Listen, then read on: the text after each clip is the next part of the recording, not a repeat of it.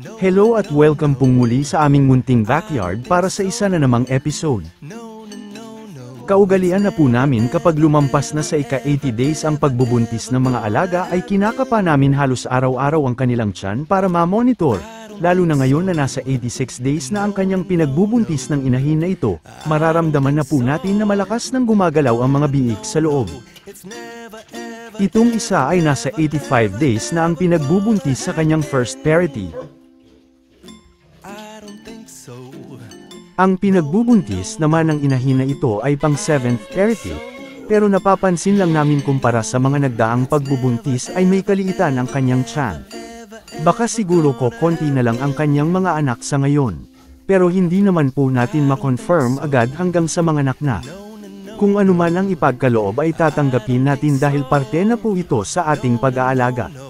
Basta ang importante sa ngayon ay may gumagalaw sa loob.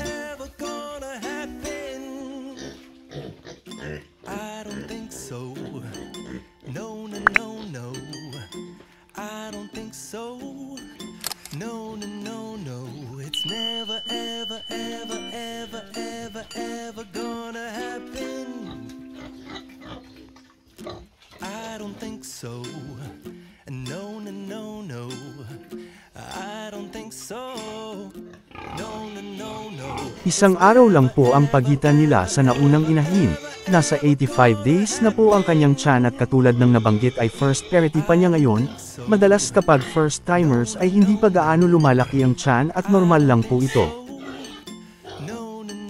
Sinasanay sa paghimas ang mga alaga para hindi magiging matapang lalo na sa araw ng panganganak. May isang buwan na lang ang hinihintay namin at sana ay hindi na magkaproblema habang nagbubuntis, sa awa ng Diyos. Mukhang ginaganahan pa yata habang hinihimas ang kanyang tiyan. Antabayanan lang po natin ang mga susunod na mga ganap sa mga alaga namin dito sa backyard.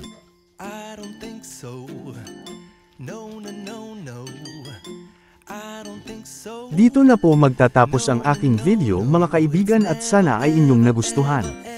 Maraming salamat sa inyong oras sa panunood at mabuhay po tayong lahat. Hanggang sa muli.